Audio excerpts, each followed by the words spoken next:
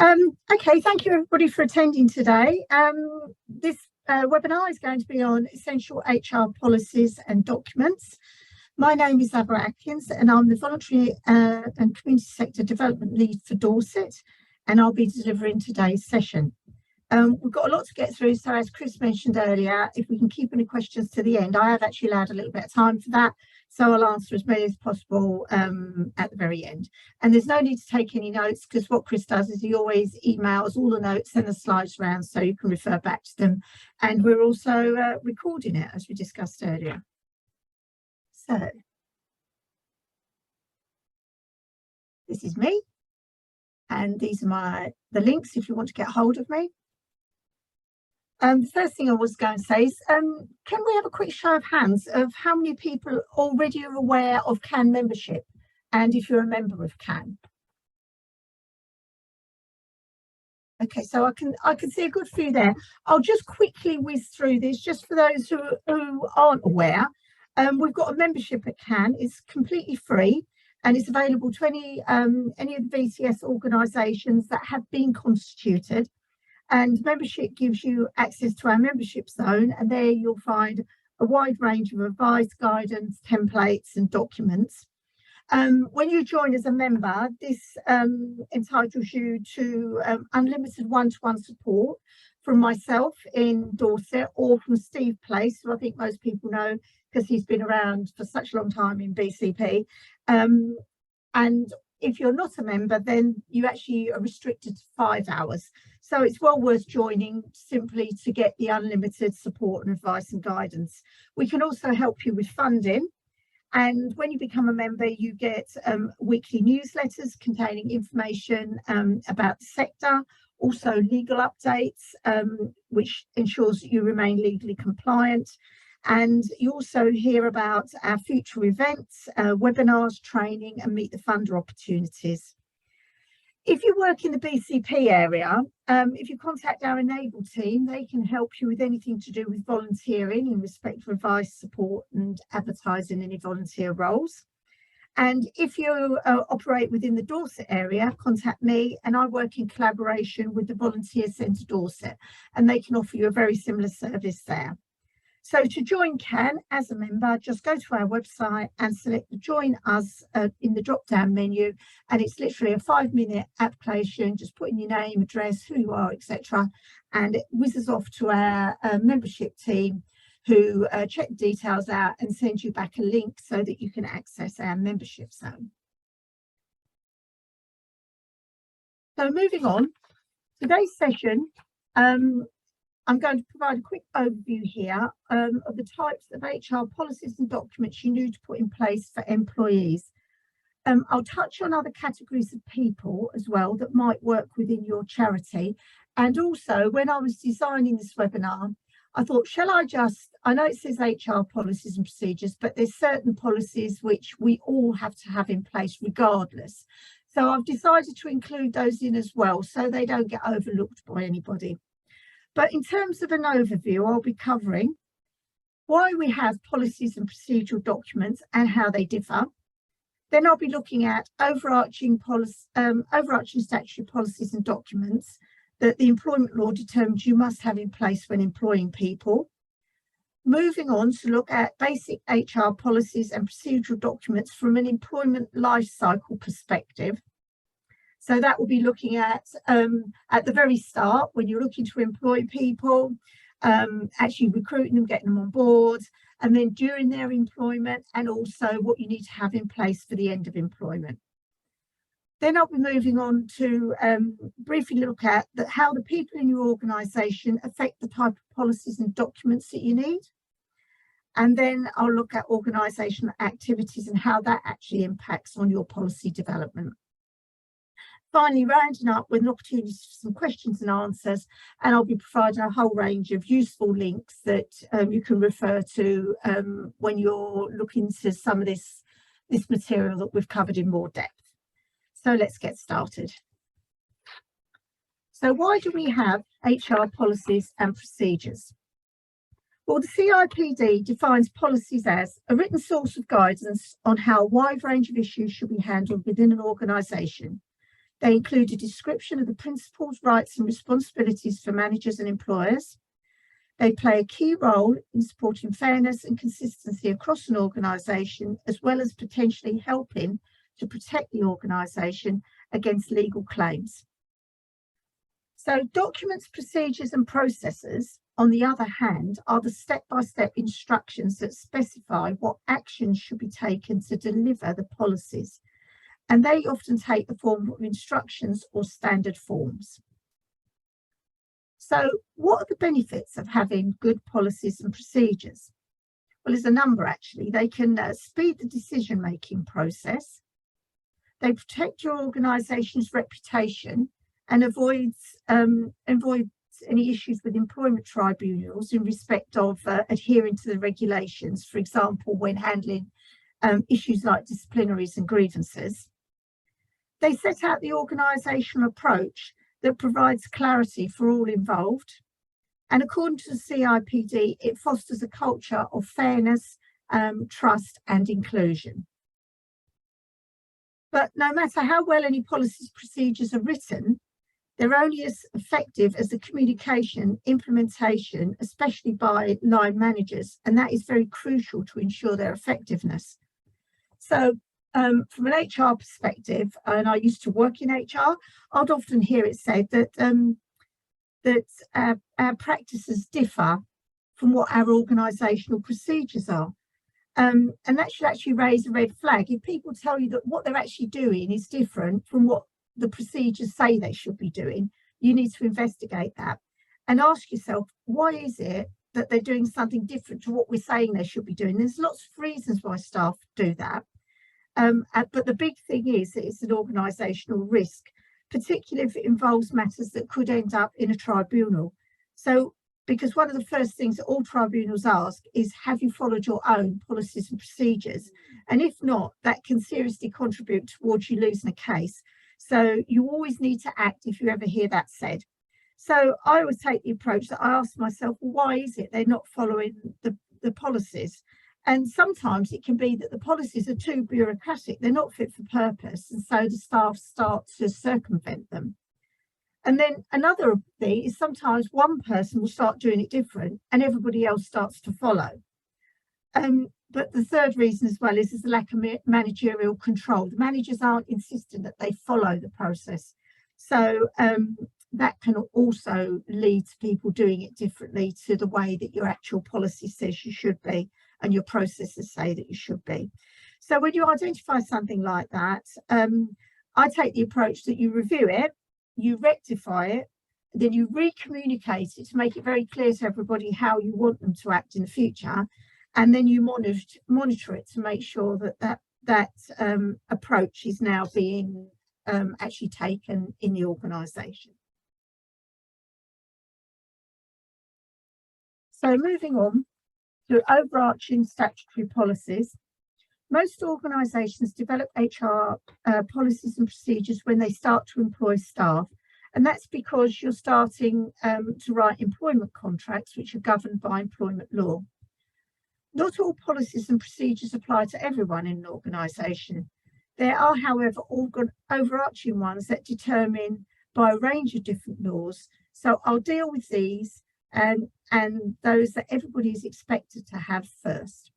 And like I said, these aren't all HR policies and procedures. I have actually put some in here like health and safety, which is an expectation of the health and safety executive, but everybody has to have them. So I thought, well, I'll include them so people don't miss them out.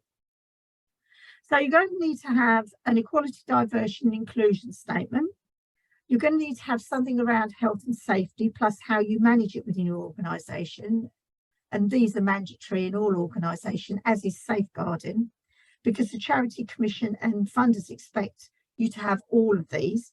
And they often also expect you to have an environmental policy, though technically, again, it's not an HR policy and it's not related to HR law, but it is something if, as a charity, you were to put in an application for funding, many of the funders now also would like to see an environmental policy, which is why I've included it. You'll need to cover something in respect of data protection so that you can confirm that you understand the legislation and that you're following GDPR.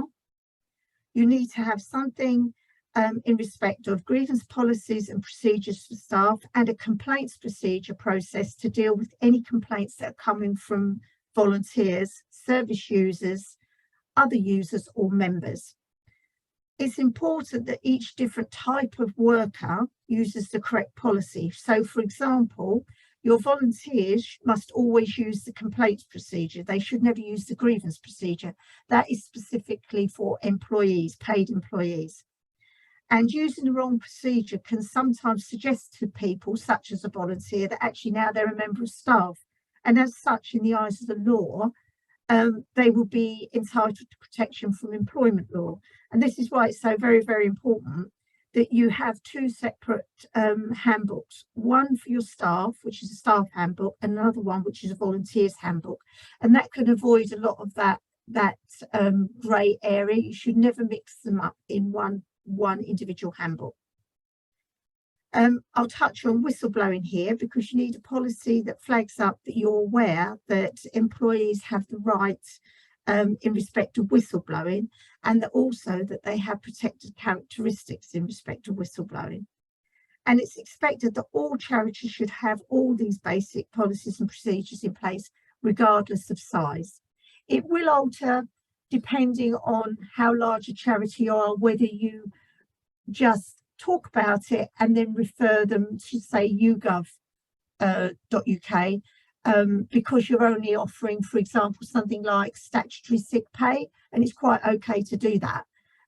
But you do all need to recognise that these policies are in place. So, as I said at the beginning, I'm going to have a look at the basic HR policies from an employment life cycle perspective.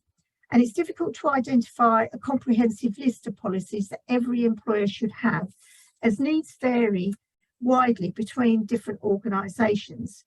There's no one standard fits all approach to designing effective HR policies. Their content should be based on the unique need and characteristics of the individual organisation and its workforce. The CIPD suggests that it's helpful to think through the types of policies that may be relevant to your organisation during the course of the employment life cycle, hence why I decided to take this approach as from an approach which is these are mandatories, these are a good idea. So I thought if you were to go away with nothing, if you just look at who you're employing and think from the start of employment, during employment, and then at the end of employment what you need, you can't go too far wrong. So this is the structure I've decided to take for this webinar. So at the start of employment, when you start to think about employing people, it's not a legal requirement, but it's very prudent to have in place a recruitment and selection policies and procedures, and that should refer to standard documents such as your job description and your person specification. You should also have blind shortlisting. This is the process of removing personal information about the candidates from their applications, such as their names, addresses, and maybe the university they attended, as these sources of data could indicate a candidate's gender, ethnicity, age, or social background. And this may trigger unconscious bias from the shortlisting panel.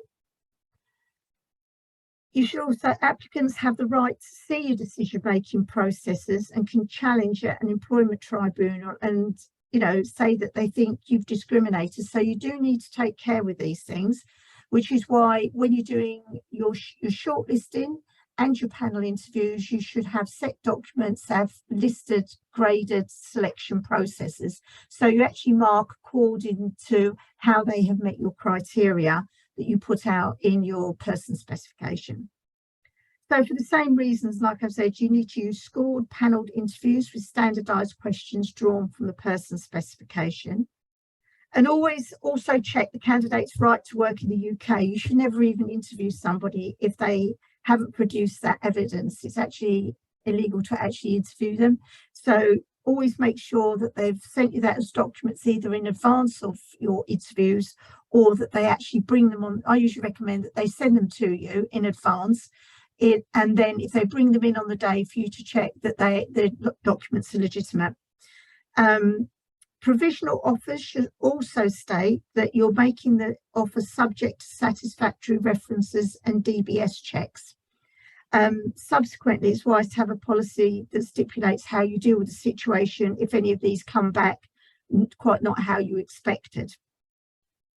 I'm going to raise awareness here of written statements, a written statement of employment particulars, because not everybody is aware of them. As an employer, you must give employees and workers a document stating the main conditions of employment when they start work. And this is known as a written statement of employment particulars. And it's not an employment contract. And for an in-depth explanation of the difference between an employment contract and a written statement of particulars, if you go to the gov.uk website, I'll put a link on the slides with a hyperlink in it. So if you want to read more about the differences, you can look that up there. But basically, an employment contract goes into more depth about the agreement between the employer and the employee. It's not, I don't think it's a legal requirement, whereas a written statement of particulars is. And like I say, I'll put some links into the slides for you.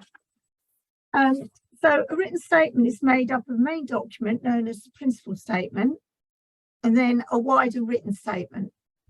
An employee legally must provide a principal statement on the very first day of employment and a wider written statement within 2 months, and these are legal obligations. Employers must also tell their employers must also tell their employees of any changes in their written statement, and they must do that within a month of making any changes. So they're all legal obligations that we all are held to. If an employee has a problem with their statement of particulars, they can raise a grievance against the employer. And in the worst case scenario, they can take them to employment tribunals. So it's important to have a process that flags up the timely issue of a statement of particulars as part of your onboarding and recruitment and selection procedures. And like I say, go to gov.uk for a complete breakdown. And they also provide you with a template document on there, so you can see further what you have to put in each document. I'm now going to drill down further and look to see what you have to have in place for employees. So it's essential policies linked to the employment contract. And that's received at the start of any paid employment. And these are going to naturally flow from your employment contract with your employees, and you have to have these in place. And one of the first is your disciplinary and grievance.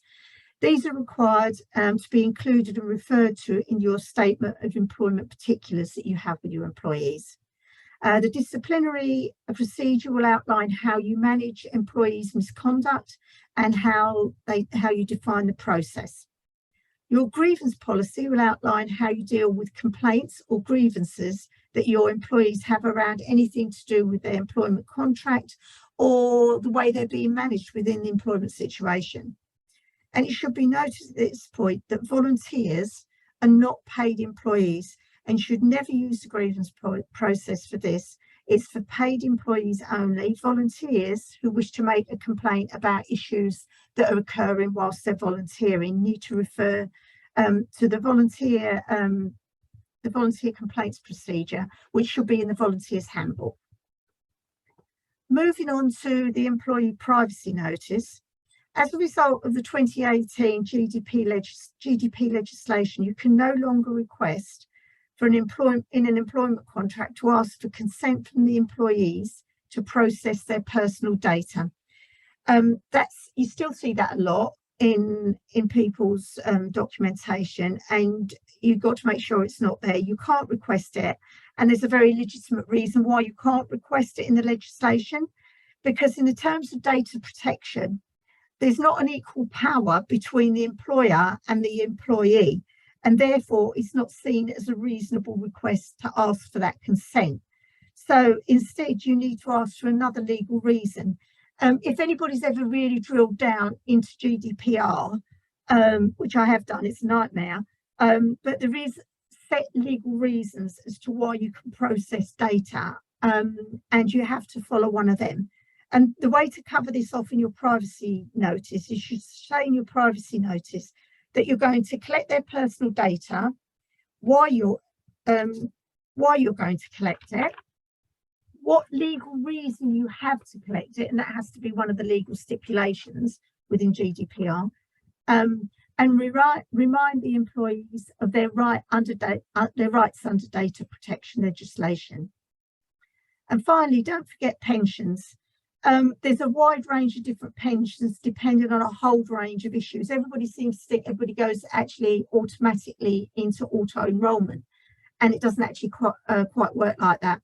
Some pensions are based on annual salary, some are on automatic enrolment. Others, employees have to ask to join the scheme, and others, they can be offered it.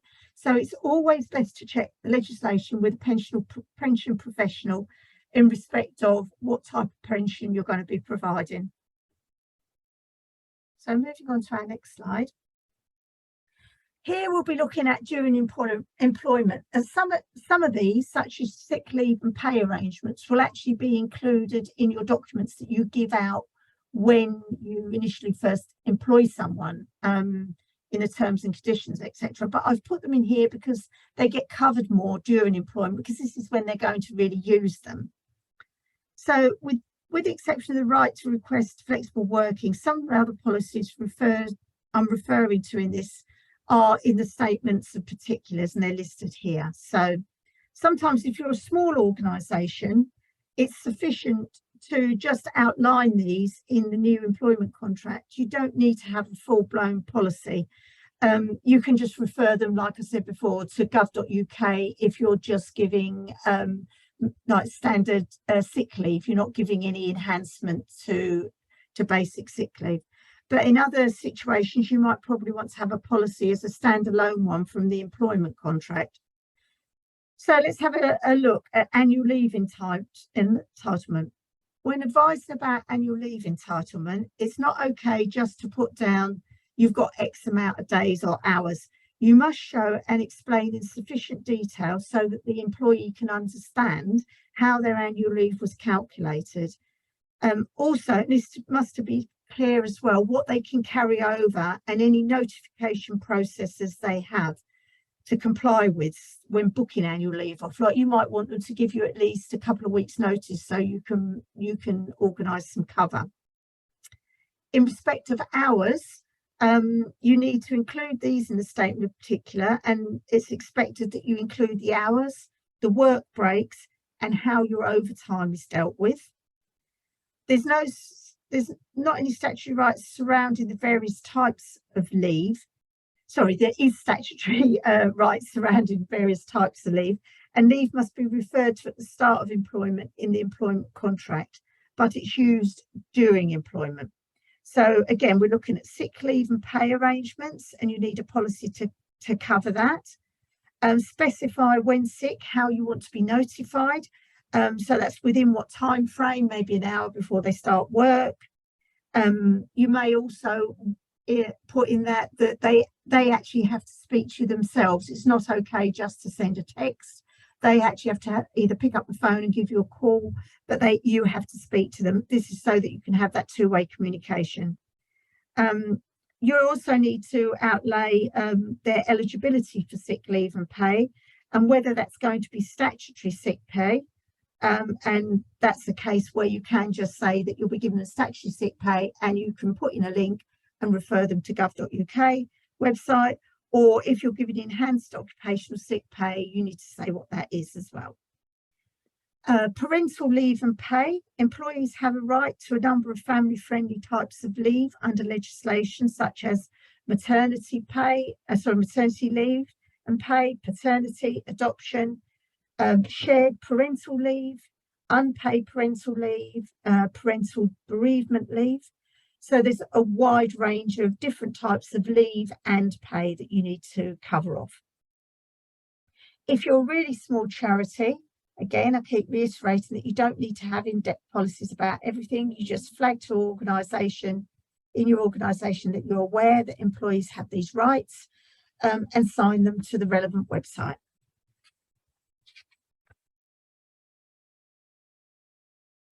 so they can see that their eligibility regarding the various policies. Emergency time off for dependents and also parental bereavement leave. This can be unpaid, but I recommend that it's best practice to allow an element of paid leave for these types of situations each year. And this way you've acknowledged the statutory rights, but you've also said that we're going to give you something extra. Flexible working. You may need to have a simple policy around the statutory right to request flexible working, as it's not included in the written statement in particular, but it is a legal right to request it, and this should be acknowledged. But do note, it doesn't have to be granted. You do have a right to request flexible working, but as an employer, you don't have to grant it. However, it's not good enough to just say you don't want to give it. It has to have an impact on the business, and you have to be able to say that as to why you haven't given it, and it has a legitimate reason why you haven't given it. So this covers quite a few of the statutory rights as an employer is entitled to and will use during the start, the middle of their employment. At this stage of the employment cycle, you may also have other non-statutory policies that are unique to your organisation. But what I'll do is I'll discuss these further on in the presentation. So looking at the next slide, ending employment. We're now going to move on to policies and procedures that you need to have when you're thinking about ending employment. And employment can end in many different ways, but you should cover off each one within the employment contract or as a standalone policy. And these include resignation and notice periods. Also, in the statement of particulars, you need to say the amount of notice that an employee has to give and the amount of notice an employer is entitled notice that employers have to give, and the same applies to the employee on the other side. So you both have to stipulate what you have to give each other. And your policy should outline how you deal with any under or overpayment of annual leave when somebody leaves. Redundancy is a legal form of dismissal, and you must follow due process in respect of consultation, etc. So always refer to ACAS and use gov.uk in respect of redundancy rights and notice periods. And there's a link on the slides there.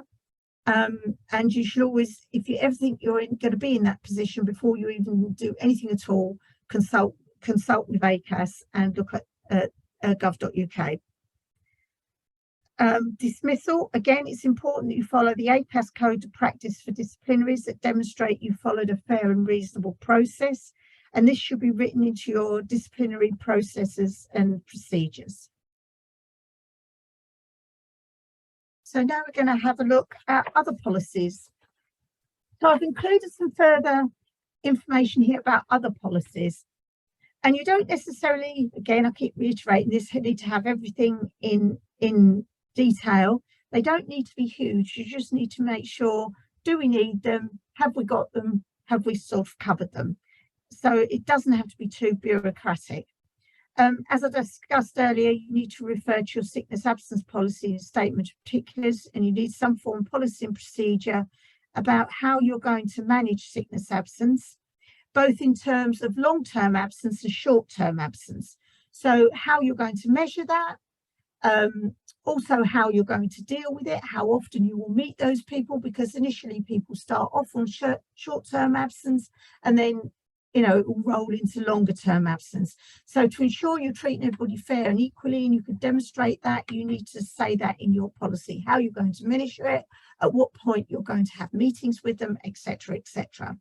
Also, at what point your paid sickness absence runs out, and then obviously they'll go on to statutory and how long the statutory will last, and you can refer that to the relevant website so they can look that up, or you can alternatively say what that is. The trouble with saying what it is when it changes, you have to alter your policy. So I'd always recommend, if something's statutory, refer to the statutory body and put a hyperlink in. In small organisations, this may be dealt with sufficiently in your employment particulars, and you don't require a fully blown policy. but just ensure you always refer to the relevant websites such as gov.uk. Compassionate lead, once again, this is not it's not necessary, but it's useful to have a framework so everyone understands, and there isn't a situation where someone comes to you and you don't know what you did last time. Anybody who's ever worked in HR knows what that feels like when someone comes to you distressed. You know, they need some compassionate leave, and you go and there isn't a compassionate leave policy. And you think, okay, who had it last and what did they have? And you don't want to be in that situation. You want to have that documented down so you have a framework. Performance management, this is about thinking how you manage performance with your organisation, whether that's on an informal basis or a more formal basis. And it's not a legal requirement to have it, but it's very useful to link both your performance to your probationary review, because if someone's not meeting their probationary review, obviously you're going to want to extend that, and you're going to need to have something in there that says how you've extended it. So it's good to think of those two things together, even though they're not necessarily linked, but it's worth thinking about them in those sort of terms. So moving on to people in your organisation. So how do the different types of people within your organisation affect the types of policies that you need? Well, when I worked in HR, I often saw large handbooks, lots of policies and procedures. I think anybody who's seen that. And it says, these policies and procedures relate to everyone. Well, they don't.